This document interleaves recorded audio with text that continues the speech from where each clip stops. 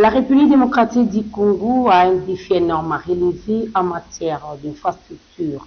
Qu'est-ce qui pose comme problème dans ce secteur? Nous avons des routes qui sont dans un état de délabrement très avancé. Les 26 provinces de la République ne sont pas reliées par la voie routière. Nous avons encore les routes agricoles qui ne se prononcent même pas. Où en sommes-nous? Quel est réellement le plan des routes laissées par les Belges? Mesdames et messieurs, bonsoir. Nous allons aujourd'hui parler avec vous sur le plan routier laissé par les Belges avec Kabila, Mobutu et Félix Tshisekedi. Où en sommes-nous? Quels sont les kilomètres qui ont été déjà construits et réalisés, qui sont en construction? C'est au cours de cet entretien que vous allez découvrir ça, car nous aurons à recevoir une grande personnalité du secteur des infrastructures à RDC. Il est en bâtiment et travaux publics. Il sera avec nous sur ce plateau. Mais avant de le recevoir, je vous laisse d'abord découvrir son portrait. C'est parti.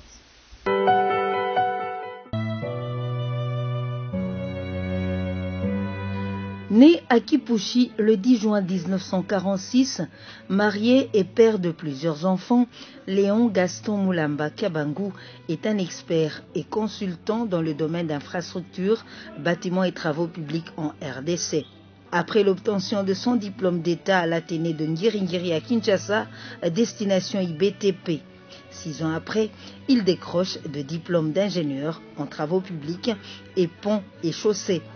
Travailleur hors pair, Léon Gaston empile plusieurs certificats et brevets dans le domaine des travaux publics, bâtiments et infrastructures.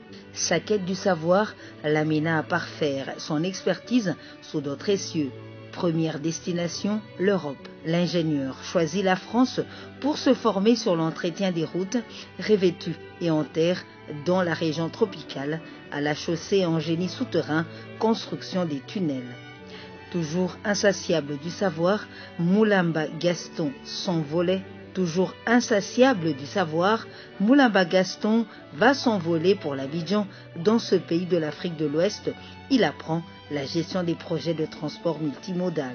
De retour dans son pays natal, grâce à sa connaissance approfondie dans les domaines des infrastructures, Léon Mulamba sera nommé directeur général de l'Office de route, en même temps consultant d'études de génie civil, réhabilitation de l'avenue Poids-Lourd à Kinshasa et études de collecteurs de bibois, évaluation des offres à la Banque mondiale. Le gouvernement de l'époque, flatté du travail abattu par ce digne fils du pays, le nomme directeur technique au bureau d'études des ingénieurs. Il est encadreur et formateur de plusieurs ingénieurs civils. Des jeunes ingénieurs travaux publics s'appuient également sur lui pour parfaire leurs connaissances. Triple DG, DT, directeur provincial et contrôleur de la RN1 jusqu'à la RN7 à l'Est, Équateur, Kasaï en RDC. L'histoire et les réalités ne laissent jamais un scientifique muet. Léon Gaston Mulamba a publié un certain nombre d'ouvrages, notamment Réflexions sur l'entretien des routes au Zaïre, Études du programme routier prioritaire, Industrie routière, Solutions pour le redressement socio-économique de la République démocratique du Congo. Léon Gaston reste serviable pour le pays. Pour lui, les secteurs d'infrastructure doivent avoir des piliers qualifiés pour assurer un travail de qualité et créer une chambre des anciens poids lourds de bâtiments et travaux publics pour les routes durables.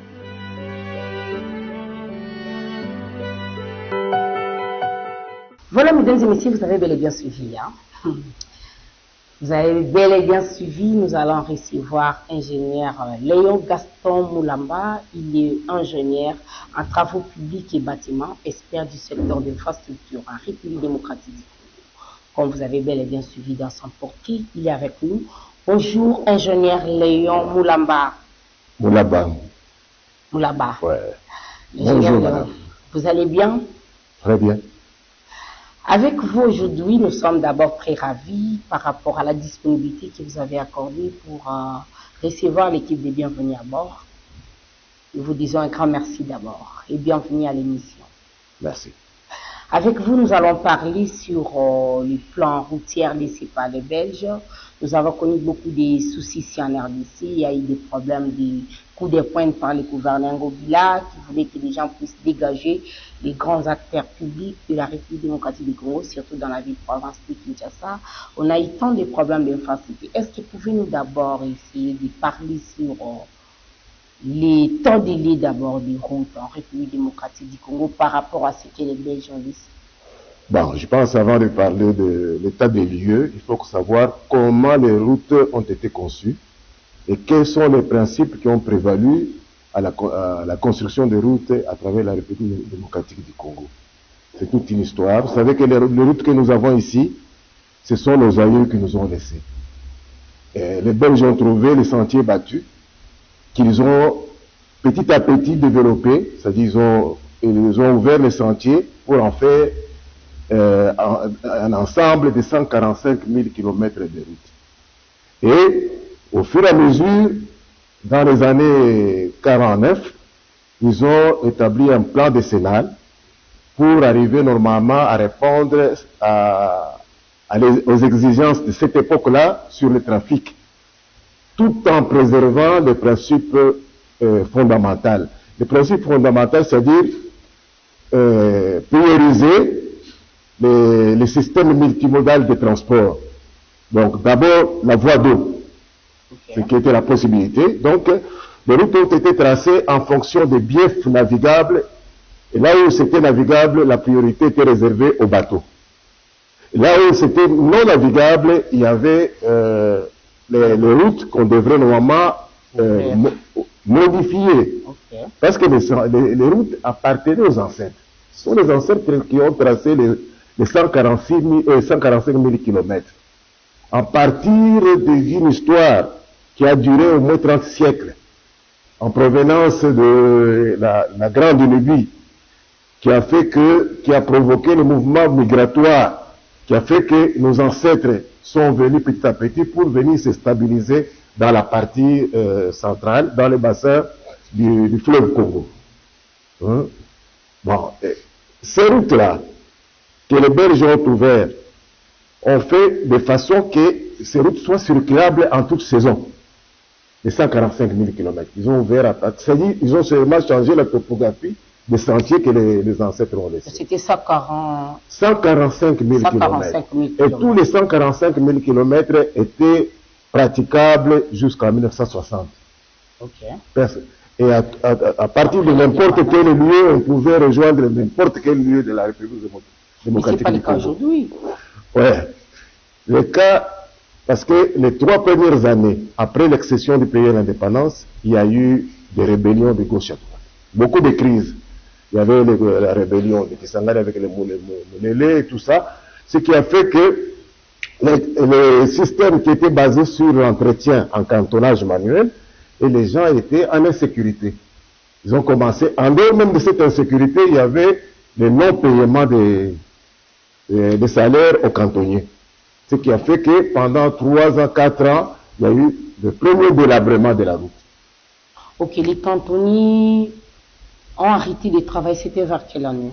Les cantonniers ont arrêté, il faut quand même leur accorder la bravoure, hein, parce qu'ils ont travaillé pendant 2 ans après l'indépendance, sans être payés régulièrement.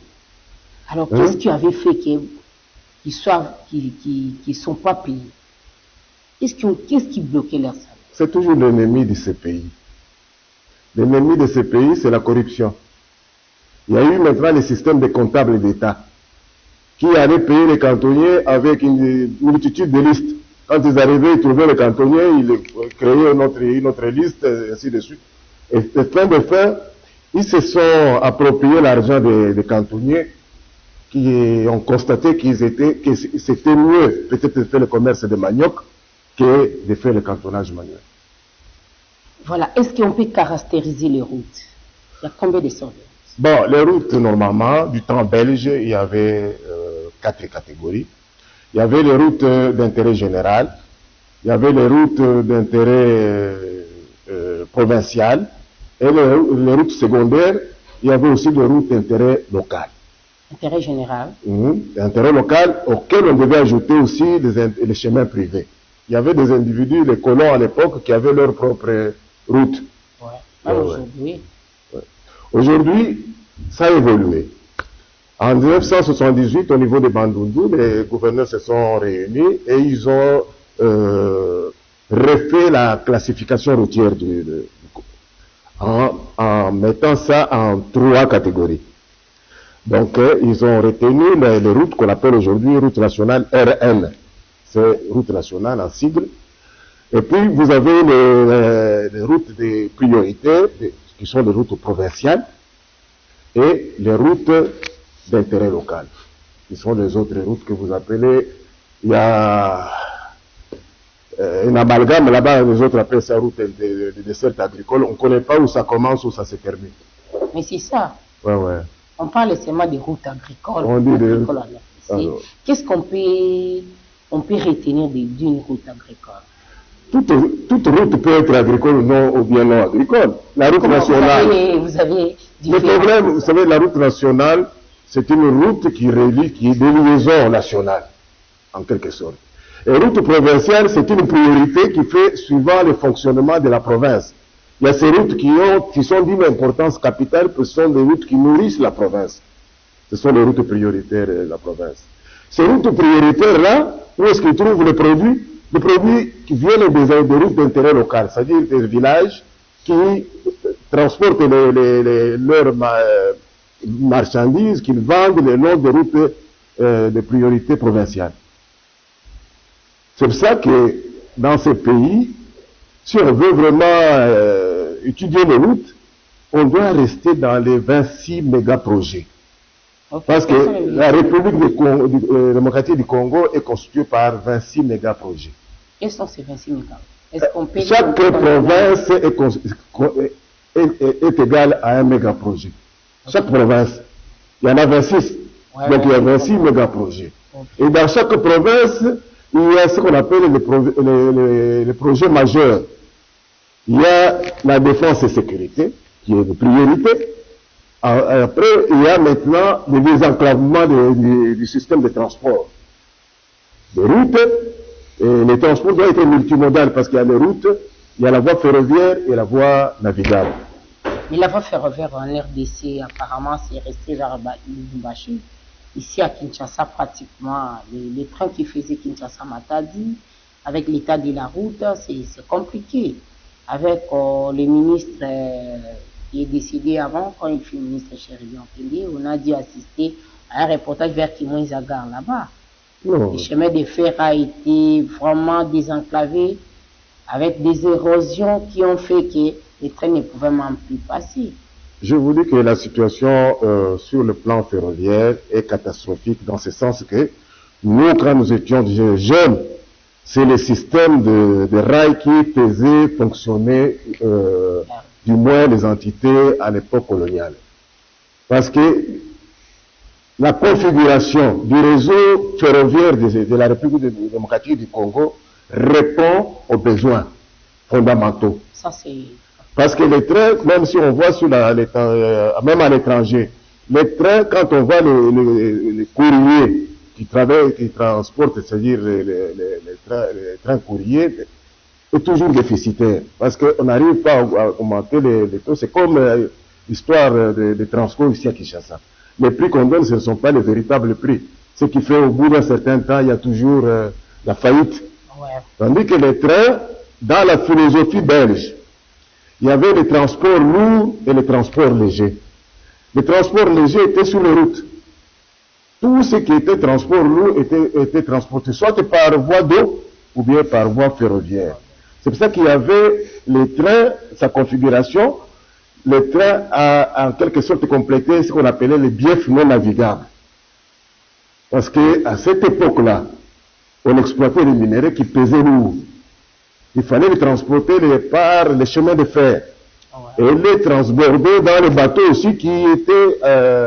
qui devaient prendre ce tonnage-là. Quant aux routes, c'est difficile compte tenu des intempéries. Nos routes ici sont confrontées aux intempéries et puis elles ne sont pas construites, c'est même les normes pour reprendre, pour supporter les grandes charges.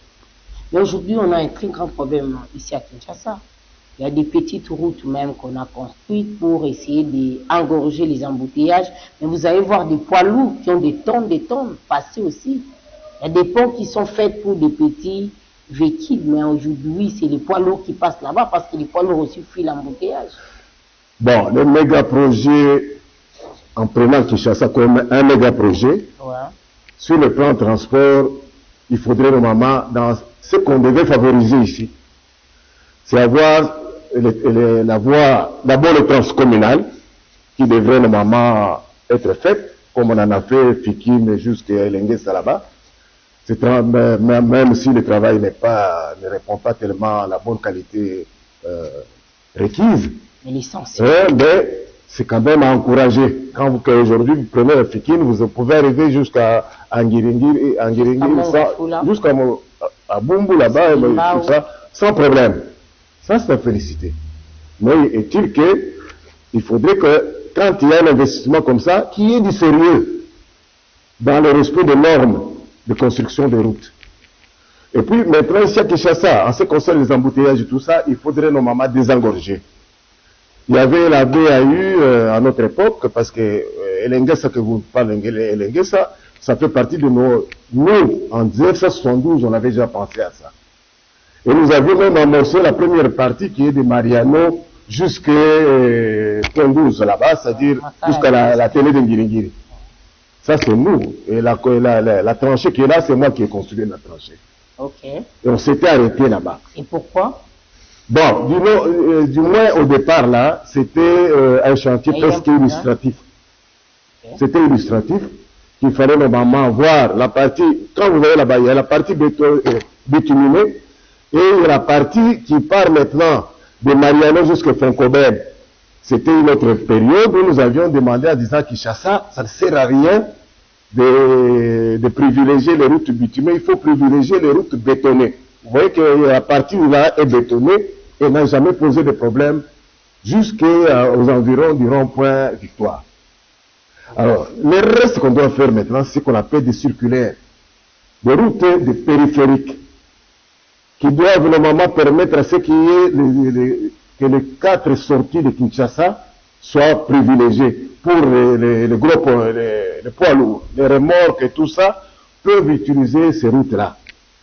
Il y a des routes périphériques qui peuvent passer par ce qu'on appelle la crête en bas, là-bas, histoire de Lepreux, là-bas, qui doit sortir par Mboudi, et de Mboudi faire la corniche jusqu'au niveau de Materbeil. Et de là, repartir maintenant vers l'aéroport. C'est-à-dire, relier avec la route de Kimweza pour aller sortir maintenant vers, au-delà de l'université, sortir par Kinseso et entrer par Njiri amélioré, qui doit passer normalement par dépasser Mokari et sortir par Ndjoko et aller à l'aéroport. Ça rejoint maintenant la nation numéro 1 pour aller maintenant au-delà de Kinshasa, c'est-à-dire aller vers Maluku, vers Menkao et sortir de Kinshasa. Non, c'est pas comme ça. Oui, mais l'emploi est facile. Ça, vous savez que nous vivons le paradoxe dans ce pays. C'est vraiment paradoxal. Ce pays, tout le monde dit que c'est extrêmement riche, les potentiels. Hein? Potentiellement, vous avez tout à notre portée. Mais ça, c'est les écrits, c'est pas les réalités. Non, ça c'est une réalité, le potentiel. Mais nous avons venir encombrer Kinshasa. Non. Je vous dis, la nature, les ressources que nous avons en sol et sous-sol, ce sont des ressources. Dieu nous a gratifiés. Nous a donné l'histoire à tout. Il suffit seulement de lever la main, vous pouvez manger. Mais les Congolais ne profitent pas de ça. Non, il y a un problème. Moi, je dis que il y a un problème qu'il faut maintenant, c'est la corruption qu'il faut supprimer. Cette corruption commence par... C'est un système. C'est un système qui continue même maintenant. C'est vrai que les Congolais râlent maintenant aujourd'hui autour des émoluments, par exemple, au niveau du Parlement. Les gens, ils expliquent même que quand nous allons en vacances, nous devons servir les gens, nous devons faire ceci, cela. Ça, c'est un système à supprimer. Les gens qui sont à l'intérieur ne doivent pas vivre des distributions provenant des cadres qui sont partis dans une institution et qu'on leur distribue des écharpes et des tissus. Au contraire, la réponse se trouve dans l'organisation de l'autonomisation de chaque famille paysanne. Comment? Parce qu'on ne peut pas inventer une roue qui existe. Ce pays a été construit de cette façon-là. Les Belges ont utilisé cette méthode pour qu'il n'y ait pas le chômage et pour qu'il n'y ait pas la famine, malgré qu'à cette époque-là, il n'y avait que 13 millions d'habitants. Mais chaque famille villageoise a été gérée comme une petite et moyenne entreprise agricole. Et il y avait un contrat entre l'État et la famille. Maintenant, à votre époque, je vous ai bel et bien suivi en général. À votre époque, il y a des femmes qui travaillaient au champ. Mais aujourd'hui, cette femme-là qui travaille au champ pour gagner du pain, pour gagner des millions que vous dites au village, préfère venir vendre de l'eau ici. Non, moi je ne concède pas dans cette philosophie. Je sais qu'avant l'indépendance, les femmes étaient souvent à la cuisine.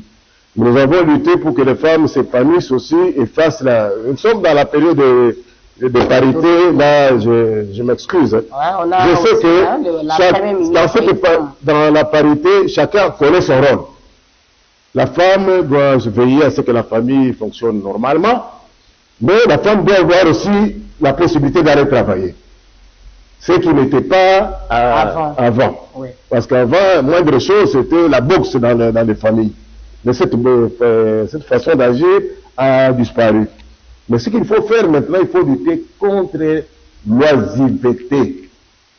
Qui bat les récoltes. Parce que pour le moment, qu'est-ce que nous voyons dans ces pays? Nous avons des acteurs et nous avons des spectateurs. Malheureusement, les acteurs qui constituent une poignée de ces gens-là qui ont 20 000 ou bien 10 000 dollars par mois.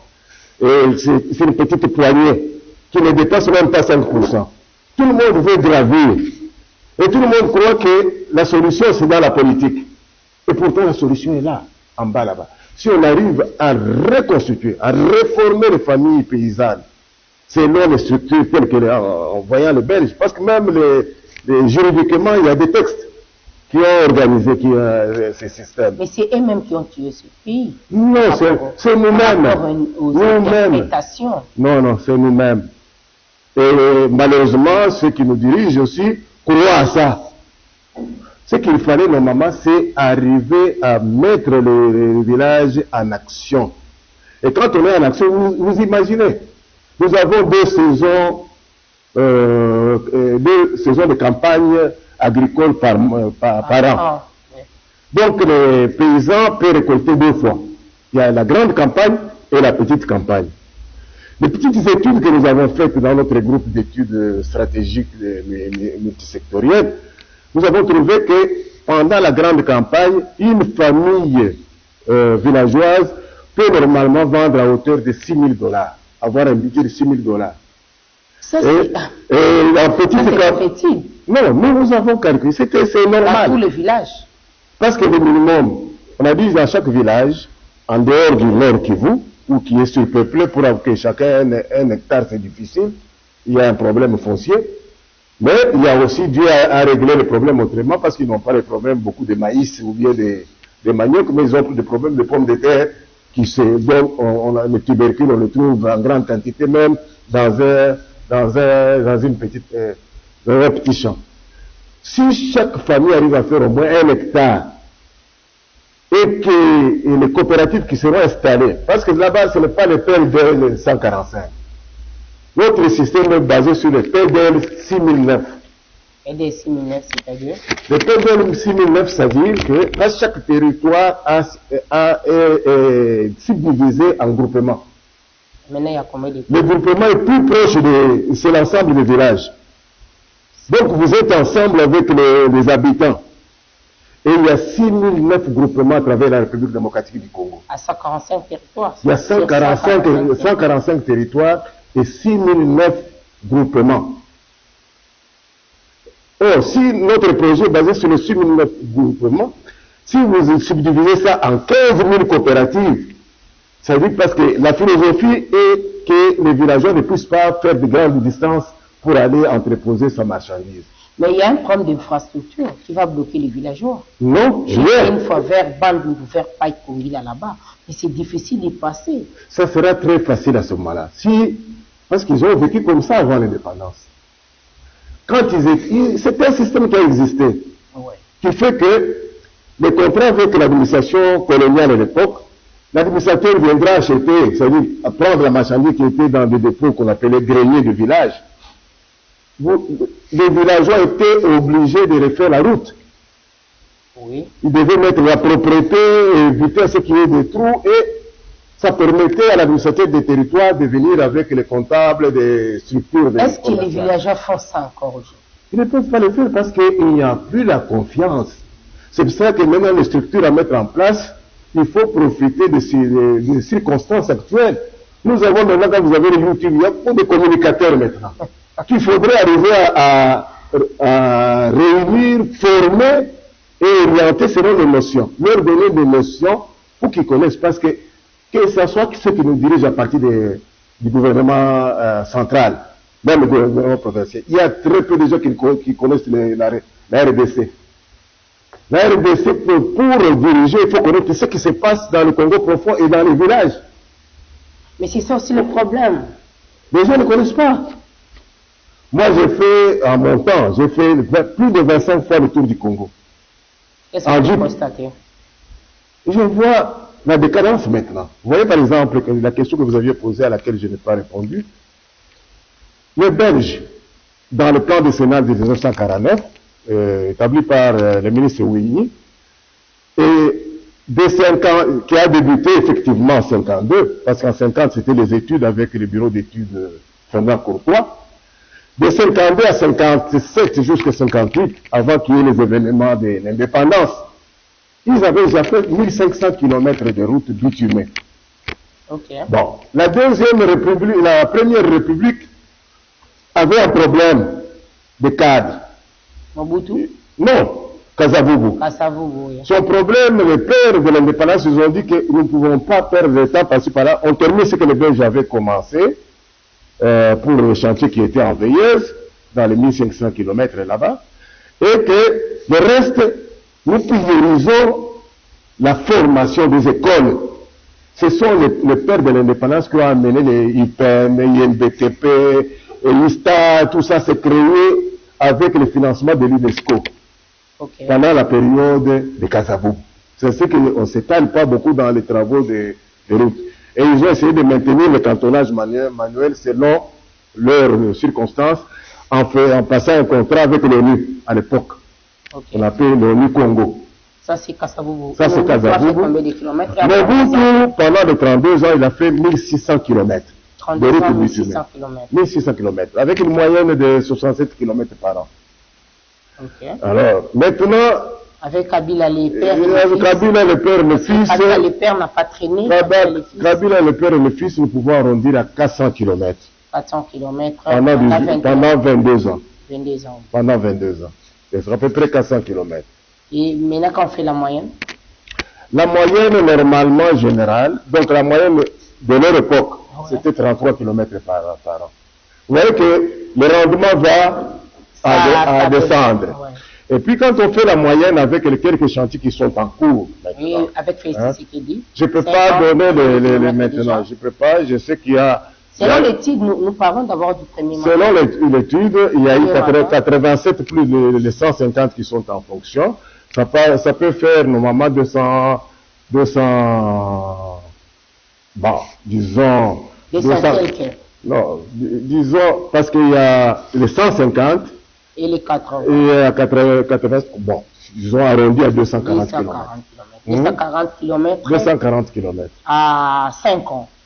Donc si on fait la moyenne, peut-être à 10 ans, il fera 400 km. Bon, il a la possibilité de faire plus. Ok. Parce que maintenant, vous savez que nos routes, pourquoi la route de Kinshasa-Matadi, à elle seule, a bouffé à peu près 1,5 milliard de dollars. Pourquoi? Depuis sa construction. Pourquoi? C'est parce que il y a eu faillite sur le chemin de fer qui transportait le bois et les poids lourds. Ok. Et ça a été transposé sur la route. 70% ou bien 80% du trafic maintenant des grands tonnages, c'est fait sur la route Kinshasa-Matadi. Mais c'est eux-mêmes les autorités qui ont plusieurs remorques, combattent les chemins de fer pour que les remorques... Ces routes-là devraient supporter un essieu de 10 tonnes. Maintenant, ils sont soumis à des essieux qui vont entre 20 et 25 tonnes. C'est déjà un problème. Alors, c'est trop. Donc, ça cisaille, ça pointe, ça déforme la route. Donc, on doit chaque fois réparer. Et ce que j'ai constaté, j'ai fait même des propositions. Nous avons beaucoup de cimenteries au Bas-Congo. Vaut mieux recourir au système de BCR, de béton compacté rouleau. Et là, on aura une route qui peut supporter tout ce trafic et qui aura l'avantage d'avoir au moins 50 ans de durée de vie. Maintenant, l'épaisseur de la route. Sans entretien. Ce n'est pas ce que vous avez fait à l'époque. Ce que vous avez fait à l'époque, ce n'est pas aujourd'hui, parce que aujourd'hui, on va voir la route. 6 mois après, la route est dégradée déjà. Alors, la route peut durer combien de temps? Bon, la route bitumée, ça commence à se dégrader dans sa 6e année. Ok. Hein?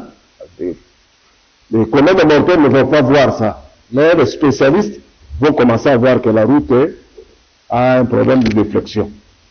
Et cet ennemi de la déformation. Route.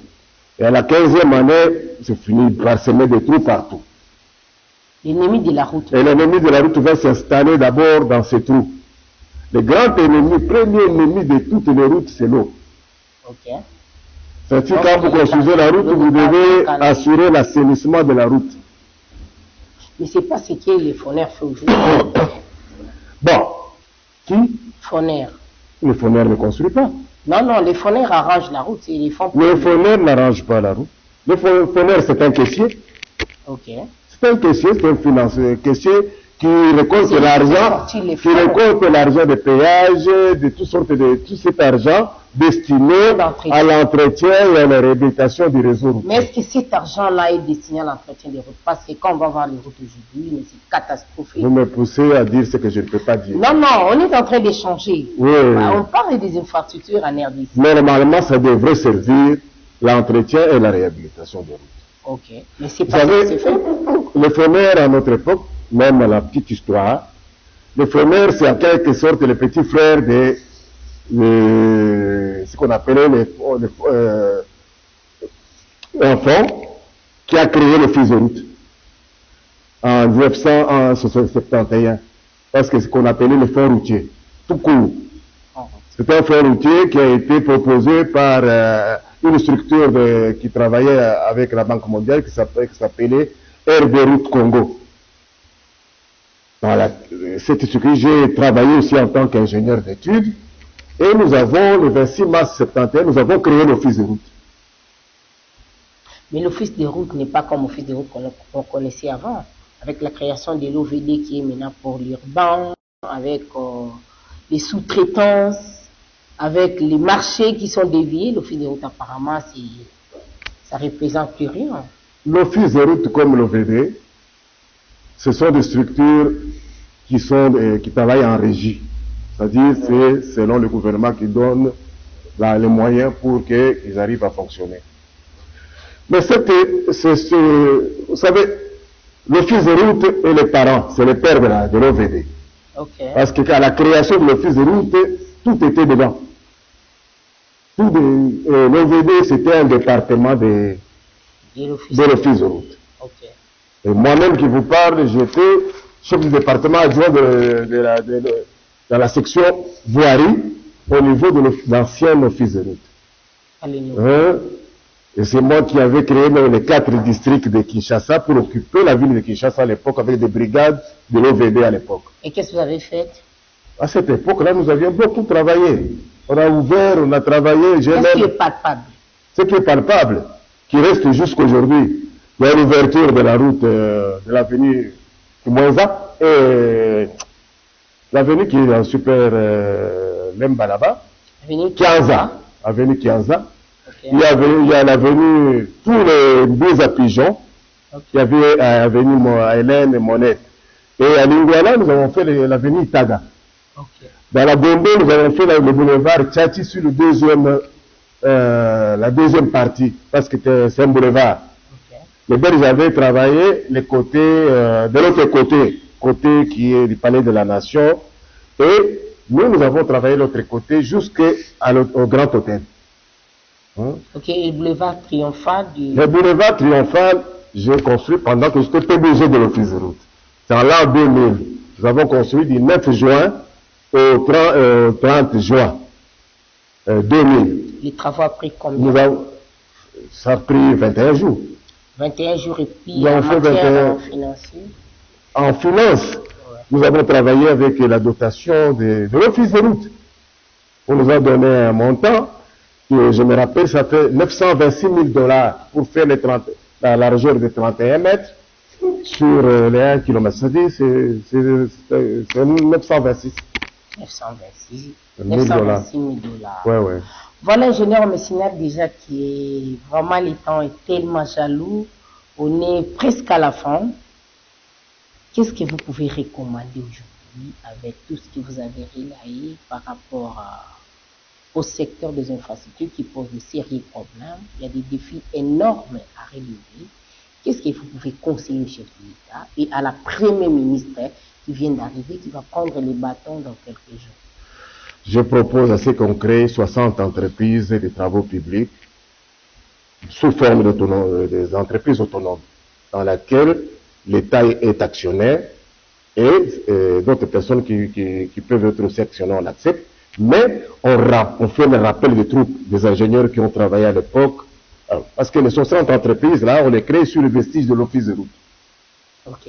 Et l'avantage, c'est quoi? Les 60 entreprises peuvent chacune occuper 250 km, une portion de 250 km de route, en ayant 3 ateliers. Un atelier d'ouverture et d'assainissement, qui est un atelier de reprofilage pointe à tasse, c'est-à-dire qui supprime tous les endroits où on ne circule pas maintenant sur une route, et un atelier IMO, où il y aura les villageois et tout le monde, là, les cantonnages manuels, juste pour maintenir là où les machines ne sont pas encore arrivées. Alors, on aura à ce moment-là, chaque entreprise peut recevoir un contrat de 5 ans, parce qu'en 5 ans, il est avec un rendement de 20, 25, ou bien qui peut aller crescendo pas en descendant, c'est un rendement qui peut aller même à 50 km de réalisation par an. Alors, dans 5 ans, cette entreprise peut couvrir les 250 km. Et les 60 multipliés par 250, ça fait les 15 000 km qui coïncident avec les réseaux ultra prioritaires de la République démocratique du Congo, qui représentent 10,4% du réseau total. Et avec ça, ça peut relier tous les 26 chefs-lieux de province. Okay. Chacun peut aller, en prenant la voiture, il peut aller dans n'importe quel chef-lieu de province. Là, ce que l'ingénieur recommande au président de la République avec la première ministre qui vient d'être installée bientôt là, pour créer au moins 60 entreprises du secteur d'infrastructure qui va essayer de désenclaver la République par rapport aux 26 provinces qui comptent la RDC. Mot de la fin. Bon. Le chef de l'État. Je souhaite que le chef de l'État, en dehors, parce que nous n'entrons pas dans l'histoire le conseiller qu'il a, qu'il donne au pays la chance de créer une chambre d'expertise. Et dans cette chambre, on peut faire le rappel de tous ceux les grands experts qui ont travaillé dans plusieurs métiers, dans plusieurs disciplines, que ce soit en filière de transport, des filières agropastorales et filières mine-énergie. Cette chambre pourra permettre de faciliter au chef de l'État de matérialiser l'acronyme peuple d'abord et la revanche du sol sur le sous-sol. voilà, création d'une chambre qui va regrouper les expertises de tous les anciens des infrastructures en République démocratique du Congo. Ce qu'on a retenu, ingénieur, nous vous disons un très grand merci de nous recevoir chez vous dans cette émission. Bienvenue à bord. Voilà, je vous remercie. Ok, c'est moi qui vous remercie. Voilà, mesdames et messieurs, vous avez bel et bien suivi. On est en République démocratique du Congo, les problèmes d'infrastructure, les solutions est donné par rapport à tout ce que nous connaissons comme problème de reliement des diverses provinces. C'est l'ingénieur qui a parlé. Si vous voulez suivre cette émission, c'est chaque mardi à 18h15 et la rediffusion le mercredi à 14h15. Restez branchés sur nos antennes et vous suivez des programmes sur la FGA. Au revoir.